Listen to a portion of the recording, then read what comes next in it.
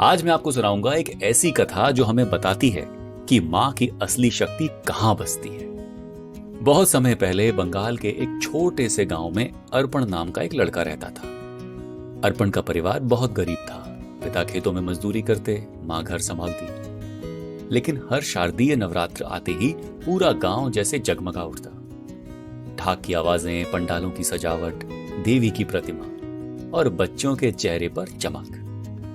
अर्पण की बस एक ही इच्छा थी कि इस बार पंडाल में मां दुर्गा को सबसे पहला फूल चढ़ाने का सौभाग्य उसे मिले, पर उसके पास फूल खरीदने के लिए पैसे नहीं थे। एक दिन जब सारे बच्चे मंदिर के बाहर रंग बिरंगे फूल लेकर खड़े थे, अर्पण चुपचाप कोने में खड़ा था। उसे देखकर बाकी बच्चे हंसने लगे। अरे तू क्या चढ़ाएगा मां को? तेरे पास तो एक फूल भी नहीं है। अर्पण की आंखों में आंसू आ गए। वो भागकर पास के जंगल की ओर चला गया। सोच रहा था, मां दुर्गा, क्या आप मुझे इतना भी मौका नहीं देंगी कि मैं आपको प्रणाम कर सकूं? जंगल में चलते चलते उसे एक छोटा सा जंगली फूल दिखा। फूल साधारण था, पर उसकी महक अनोखी थी। अर्पण ने फूल तोड़ा और मन ही मन कहा, मां, मेरे पास बस इतना ही है। अगर आप सच्ची मां हैं तो मेरी इस छोटी सी भेंट को स्वीकार कर लेना। शाम को गांव का सबसे बड़ा पंडाल तैयार था। ढाक की थाप, मंत्रोच्चारण, भीड़ का शोर, सबके बीच पुजारी मां दुर्गा की आंखें खोलने की क्रिया यानी चक्षुदान करने वाले थे। सभी बच्चे अपने अपने फूल चढ़ा रहे थे। लाल गुलाब, गेंदा, चमेली, हर ओर खुशबू ही खुशबू थी। तभी अर्पण धीरे धीरे आ और मां की प्रतिमा के चरणों में वो साधारण सा जंगली फूल रख दिया। भीड़ में हंसी की आवाजें गूंज उठी।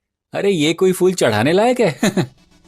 लेकिन अगले ही क्षण पंडाल में जैसे सन्नाटा छा गया। मां दुर्गा की प्रतिमा से हल्की सी रोशनी निकलने लगी। उनकी आंखें जो अभी अभी खोली गई थी, मानो सीधा अर्पण की ओर टकटकी लगाए देख रही थी। और जैसे ही वो फूल मां के चरणों से छुआ, पूरी प्रतिमा से तेज प्रकाश फैल गया। पुजारी विस्मित होकर बोले, देवी ने स्वयं साधारण फूल को स्वीकार कर लिया। ये बच्चा सच्चा भक्त है।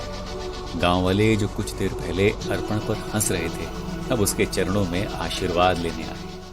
पुजारी ने कहा, मां दुर्गा की असली शक्ति शस्त्रों में नहीं, भक्त के सच्चे विश्वास में है। धन, सोना, रत्न सब व्यर्थ हैं अगर भावनाएं निर्मल ना हो।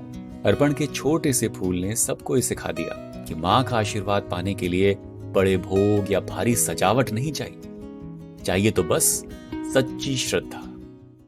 तो दोस्तों, इस दुर्गा पूजा पर जब आप मां के पंडाल जाएं, याद रखिए, आपके हाथ में फूल कितना बड़ा है ये मायने नहीं रखता। मायने ये रखता है कि आपके मन में भाव कितना सच्चा है, क्योंकि वही मां को सबसे प्रिय है। जय मां दुर्गा। जो मौन में भी वाणी रखता है वही है सोल वाणी। अगर आपको ये कहानी छू गई तो एक दिल से लाइक और शेयर जरूर करें। और हाँ, इस वाणी से जुड़ने के लिए सोल वाणी को सब्सक्राइब करें।